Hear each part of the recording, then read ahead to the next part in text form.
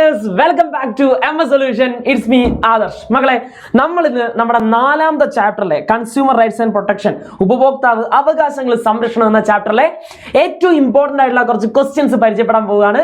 അപ്പൊ എന്റെ മക്കളൊക്കെ റെഡി ആയിട്ടിരിക്കുക. ആദ്യം നിങ്ങൾ ചെയ്യേണ്ട കാര്യം എന്താ? ഈ വീഡിയോ ഒന്ന് ലൈക്ക് ചെയ്യുക, നിങ്ങളുടെ കൂട്ടുകാർക്ക് ഒന്ന് ഷെയർ ചെയ്യുക എന്നുള്ളതാണ്. അത് ആദ്യം നിങ്ങൾ ചെയ്യുക. അപ്പോൾ നമ്മൾ നേരെ സ്റ്റാർട്ട് ചെയ്യുമ്പോൾ നമ്മൾ കുറച്ച് ഇമ്പോർട്ടന്റ് ആയിട്ടുള്ള ക്വസ്റ്റ്യൻ നമ്മൾ പരിചയപ്പെടാൻ പോവാണ് കേട്ടോ. ഇത് ആദ്യത്തെ ക്വസ്റ്റ്യൻ പിടിച്ചോ. ഇതാ ഒന്നാമത്തെ ക്വസ്റ്റ്യൻ ആണ്. What are the objectives of the consumer protection movement? Important ആയിട്ടുള്ള ഒരു ക്വസ്റ്റ്യൻ ആണ് മക്കളെ. ഉപഭോക്തൃ സംരക്ഷണ പ്രസ്ഥാനത്തിന്റെ ലക്ഷ്യങ്ങൾ എന്തൊക്കെയാണ് എന്നുള്ള ചോദ്യം ഉറപ്പായിട്ടും എക്സാമിന് ചോദിക്കും.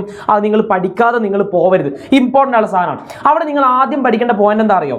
ഉപഭോക്തൃ സംരക്ഷണ പ്രസ്ഥാനത്തെ കുറിച്ച് ആദ്യം പഠിക്കുക അല്ലേ. 1966 അത് രൂപീകരിക്കപ്പെട്ടത്. എവിടെയാണ് രൂപീകരിക്കപ്പെട്ടത്? മുംബൈയിലാണ് രൂപീകരിക്കപ്പെട്ടത്. ഏതിന്റെ രൂപീകരണത്തിലാണ് സ്റ്റാർട്ട് ചെയ്തതെന്ന് ചോദിച്ചാൽ കൺസ്യൂമർ ഗൈഡൻസ് സൊസൈറ്റി ഓഫ് ഇന്ത്യയുടെ രൂപീകരണത്തോടെയാണ് ഉപഭോക്തൃ സംരക്ഷണ പ്രസ്ഥാനം അല്ലെങ്കിൽ കൺസ്യൂമർ പ്രൊട്ടക്ഷൻ മൂവ്മെന്റ് ആദ്യമായിട്ട് ആരംഭിച്ചത് എന്നുള്ള കാര്യം കൃത്യമായിട്ട് മനസ്സിലാക്കണം. ഈ പോയിന്റുകൾ മാത്രം ഒന്ന് പഠിച്ചു വെച്ചാൽ മതി കേട്ടോ. അടുത്ത ഇതിലെ പ്രധാനപ്പെട്ട ലക്ഷ്യങ്ങൾ, അടുത്ത് നമ്മൾ നോക്കുന്ന ലക്ഷ്യങ്ങൾ നോക്കുകയാണെങ്കിൽ എന്താ ഈ പോയിന്റുകൾ പഠിച്ചു വെക്കുക. ഒന്നാമതായിട്ട് എന്താ? ടു പ്രൊട്ടക്ട് കൺസ്യൂമർ റൈറ്റ്സ് എന്ന് പറയുന്നുണ്ട് അല്ലേ. ഉപഭോക്തൃ അവകാശങ്ങൾ സംരക്ഷിക്കുക അല്ലെ. ഇത് ആദ്യത്തെ ഒരു പോയിന്റ് ആണ്. രണ്ടാമത്തെ പോയിന്റ് എന്താ? ടു പ്രിവെന്റ് ഫ്രോഡ്സ്, വഞ്ചനകൾ തടയുക അല്ലെ. രണ്ടാമത്തെ പോയിന്റ്. മൂന്നാമത്തെ പോയിന്റ് ടു എംപവർ ഫ്രോഡ്സ്, വഞ്ചനകൾ തടയുക. പിന്നെ ടു എംപവർ കൺസ്യൂമേഴ്സ് അല്ലെ, ഉപഭോക്താക്കളെ ശാക്തീകരിക്കുക എന്നുള്ളത് ഒരു പോയിന്റ് ആണ്. ടു ലെജിസ്ലേറ്റ്, നിയമനിർമ്മാണം നടത്തുക. To ensure the credibility of advertisement, പരസ്യങ്ങളുടെ വിശ്വാസം ഉറപ്പാക്കുക. To ensure representation of consumers in political forums, രാഷ്ട്രീയ വേദികളിൽ ഉപഭോക്താക്കളുടെ പ്രാതിനിധ്യം ഉറപ്പാക്കുക. ഇത്രയും ലക്ഷ്യങ്ങൾ എന്ത് ചെയ്യണം മക്കള്? പഠിച്ചു വെക്കണം. ഇമ്പോർട്ടന്റ് ആയിട്ടും പഠിച്ചു വെക്കണം. യെസ്. അടുത്ത ക്വസ്റ്റ്യനിലേക്ക് നോക്കിയാൽ what are the consumer rights guaranteed by laws അല്ലേ. നിയമങ്ങൾ ഉറപ്പ് നൽകുന്ന ഉപഭോക്താവിന്റെ അവകാശങ്ങൾ എന്തൊക്കെയാണെന്നുള്ള ചോദ്യം. അവിടെ നമുക്ക് കുറച്ച് ഒരു 5 അവകാശങ്ങൾ നമുക്ക് പഠിക്കാനുണ്ട്. അതെന്തായാലും പഠിച്ചു വെച്ചോ, എക്സാമിന് ഇമ്പോർട്ടന്റ് ആണ്. അതിൽ ഒന്നാമത്തതാണ് റൈറ്റ് ടു സേഫ്റ്റി, സുരക്ഷയ്ക്കുള്ള അവകാശമുണ്ട് അല്ലേ. എന്താ സുരക്ഷയ്ക്കുള്ള അവകാശം എന്ന് പറഞ്ഞാൽ വളരെ സിമ്പിൾ ആണ്. അതായത് നമ്മളിപ്പോൾ എന്തെങ്കിലും സാധനം വാങ്ങി ഉപയോഗിക്കുമ്പോൾ നമ്മുടെ ശരീരത്തിനോ അല്ലെങ്കിൽ നമ്മുടെ സ്വത്തിനൊക്കെ എന്തെങ്കിലും അപകടം പറ്റുകയാണെങ്കിലോ അല്ലേ, അതിൽ നിന്ന് നമുക്കൊരു സംരക്ഷണം വേണ്ടേ. അതാണ് എന്ത് ഉദ്ദേശിക്കുന്നത്? റൈറ്റ് ടു സേഫ്റ്റി, സുരക്ഷയ്ക്കുള്ള അവകാശമുണ്ട് അല്ലെ. രണ്ടാമത്തത് എന്താ? റൈറ്റ് ടു ചൂസ് ആണ്, തിരഞ്ഞെടുക്കാനുള്ള അവകാശമുണ്ട്. നമ്മളിപ്പോൾ ഒരു ഷോപ്പ് പോയി കഴിഞ്ഞാൽ കുറേ സാധനം കാണാൻ പറ്റും അല്ലേ. അതിൽ ഏതാണ് തിരഞ്ഞെടുക്കേണ്ടത് അല്ലേ, ഏത് നമ്മൾ വാങ്ങണം എന്നുള്ളത് നമ്മുടെ മാത്രം താല്പര്യമാണ്. അല്ലാതെ ആ കടക്കാരൻ പറഞ്ഞു നിങ്ങൾ ഇത് മാത്രം വാങ്ങിയാൽ മതി കേട്ടോ എന്ന് പറഞ്ഞാൽ നമ്മളിത് കേൾക്കേണ്ട ആവശ്യമൊന്നുമില്ല. നമുക്ക് ഇഷ്ടമുള്ള സാധനം എന്ത് ചെയ്യാം, നമുക്ക് അവിടെ സെലക്ട് ചെയ്യാൻ പറ്റും. അതാണ് എന്ത് എന്ന് പറയുന്നത്? റൈറ്റ് ടു ചൂസ്, തിരഞ്ഞെടുക്കാനുള്ള അവകാശം എന്ന് പറയുന്നത്. പിന്നെയുള്ളതാണ് റൈറ്റ് ടു നോ അല്ലെ, അറിയാനുള്ള അവകാശമുണ്ട്.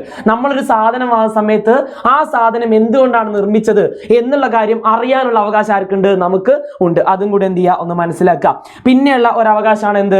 റൈറ്റ് ടു സീക്ക് റീഡ്രസ് അല്ലേ, നഷ്ടപരിഹാരം തേടാനുള്ള അവകാശം കൂടി നമുക്കുണ്ട്. അതായത് നമ്മൾ പറ്റിക്കപ്പെട്ടു എന്ന് മനസ്സിലാക്കി കഴിഞ്ഞാൽ അതിൽ നിന്നും നഷ്ടപരിഹാരം നേടാനുള്ള അവകാശം ആർക്കുണ്ട്? നമ്മളിൽ ഓരോരുത്തർക്കും ഉണ്ട്.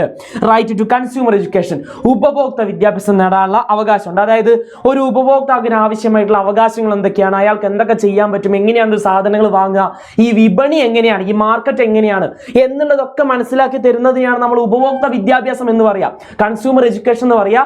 ആ കാര്യം കൂടി എവിടെ നമുക്ക് പറഞ്ഞു തരുന്നുണ്ട്, ഈ ഒരു അവകാശമായിട്ട് നമുക്ക് വരുന്നുണ്ട് എന്നുള്ള കാര്യം മക്കൾ മനസ്സിലാക്കുക. അടുത്ത ക്വസ്റ്റ്യൻ പിടിച്ചോ. Explain the structure and functioning of consumer courts in India. ഇന്ത്യയിലെ ഉപഭോക്തൃ കോടതികളെ കുറിച്ചും അതിന്റെ ഘടനയെ കുറിച്ചും എന്ത് ചെയ്യുക, വിശദമാക്കുക. ഇമ്പോർട്ടന്റ് ആയിട്ടുള്ള സാധനമാണ്. റിപ്പീറ്റ് ആയിട്ട് ചോദിച്ച് കണ്ടിട്ടുള്ള ചോദ്യം കൂടിയാണ്.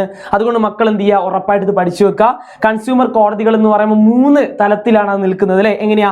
ആദ്യം നമ്മൾക്കാണ് ജില്ലാ ഉപഭോക്തൃ തർക്കപരിഹാര കമ്മീഷനാ, ഡിസ്ട്രിക്ട് കൺസ്യൂമർ ഡിസ്പ്യൂട്ട് റീഡസൽ കമ്മീഷൻ അല്ലേ. അത് എത്ര വരെയുള്ളത്?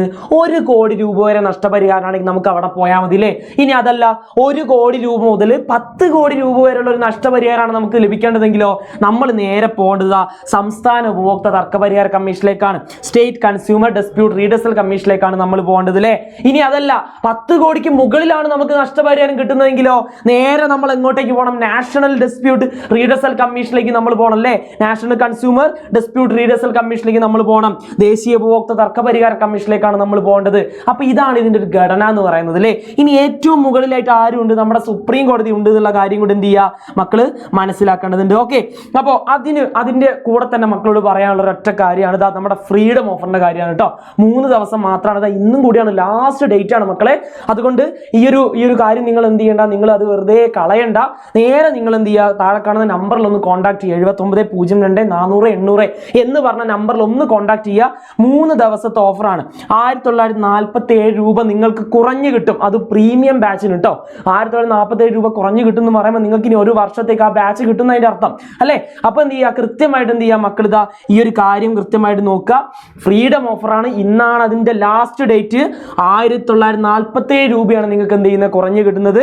അപ്പോൾ നിങ്ങൾ കൃത്യമായിട്ട് എന്ത് ചെയ്യുക, യൂസ് ചെയ്യുക എന്നുള്ളതാണ് എനിക്ക് പറയാനുള്ളത് കേട്ടോ. ഇത് അവിടെ കാണുന്ന നമ്പറിൽ ഒന്ന് കോൺടാക്ട് ചെയ്താൽ മതി. കാണുന്നുണ്ടല്ലോ 7902 400 800 എന്ന് പറഞ്ഞ നമ്പറിൽ ഒന്ന് കോൺടാക്ട് ചെയ്യുക. അതിന്റെ കൂടെ തന്നെ എനിക്ക് മക്കളോട് പറയാനുള്ള ഒരു കാര്യം എന്ന് പറഞ്ഞാൽ എന്താ അറിയോ, നമ്മുടെ കമ്മ്യൂണിറ്റി ഗ്രൂപ്പിന്റെ കാര്യമാണ്. നിങ്ങൾ ഉറപ്പായിട്ടും ചെയ്യുക. കാര്യം എന്താ, നമ്മളിതാ ഇന്ന് രാത്രി 7:30 നമ്മൾ ലൈവായിട്ട് വരുന്നുണ്ട്, പ്രഡിക്ഷൻ ലൈവായിട്ട് വരുന്നുണ്ട്.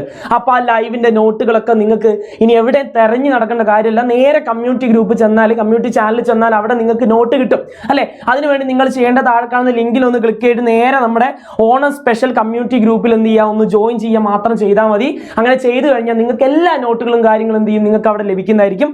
അപ്പോൾ അതും നിങ്ങൾ എന്ത് ചെയ്യുക, മിസ് ചെയ്യാതിരിക്കുക. അപ്പോൾ അത്രയും കാര്യങ്ങൾ നിങ്ങളുടെ മൈൻഡിൽ ഉണ്ടാവും കേട്ടോ. നമ്മൾ ഇനി നേരെ ബാക്കി ക്വസ്റ്റ്യനിലേക്ക് പോവാണേ. ഓക്കെ, നോക്കിക്കോ.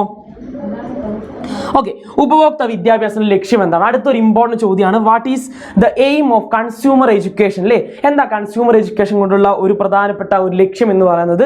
നമുക്ക് സിമ്പിൾ ആയിട്ട് വേണമെങ്കിൽ 3 കാര്യങ്ങൾ പറയാം. ഒന്ന്, നമ്മുടെ ഉപഭോക്താക്കളുടെ അവകാശങ്ങളെ കുറിച്ച് അല്ലേ ബോധവാന്മാരാക്കുക. അതാണ് നമ്മുടെ റൈറ്റിനെ കുറിച്ച് നമുക്ക് അറിയുക. അതാണ് ഒന്നാമത്തെ കാര്യം. നമ്മളെ റെസ്പോൺസിബിലിറ്റീസിനെ കുറിച്ച് നമുക്ക് മനസ്സിലാക്കി തരിക അല്ലേ, ഉത്തരവാദിത്തങ്ങളെ കുറിച്ച് നമുക്ക് മനസ്സിലാക്കി തരാം. അതുപോലെ തന്നെ മാർക്കറ്റിനെ കുറിച്ച് മനസ്സിലാക്കി തരിക, എന്താണ് വിപണി എന്നുള്ള കാര്യത്തിന് മനസ്സിലാക്കി തരിക. പിന്നെ എങ്ങനെയാണ് നമ്മളൊരു ഉൽപ്പന്നം, നമ്മളൊരു പ്രൊഡക്റ്റ് എങ്ങനെയാണ് തിരഞ്ഞെടുക്കേണ്ടത് എന്നുള്ള കാര്യം അല്ലെ, സെലക്ട് ചെയ്യേണ്ടത് എങ്ങനെയാണ്, ചൂസ് ചെയ്യേണ്ടത് എങ്ങനെയാണെന്നുള്ള കാര്യം മനസ്സിലാക്കി തരിക. ഇങ്ങനെയുള്ള കാര്യങ്ങളെല്ലാം മനസ്സിലാക്കി തരുന്നതിനെയാണ് നമ്മൾ എന്ത് പറയുക, ഉപഭോക്തൃ വിദ്യാഭ്യാസ കൺസ്യൂമർ എഡ്യൂക്കേഷൻ എന്ന് നമ്മൾ പറയാം. ഇത് ഇതിന്റെ പ്രധാനപ്പെട്ട ലക്ഷ്യങ്ങളായിട്ട് അല്ലാതെ നമ്മൾ നോക്കുകയാണെങ്കിൽ കുറച്ച് ലക്ഷ്യങ്ങൾ നമുക്ക് പറയാൻ പറ്റും. എന്തൊക്കെയാ? ടു പ്രൊട്ടക്ട് കൺസ്യൂമർ റൈറ്റ്സ്, ഉപഭോക്താക്കളുടെ അവകാശങ്ങൾ എന്ത് ചെയ്യുക, സംരക്ഷിക്കുക. അതിന്റെ പ്രധാനപ്പെട്ട ഘടകമാണ്.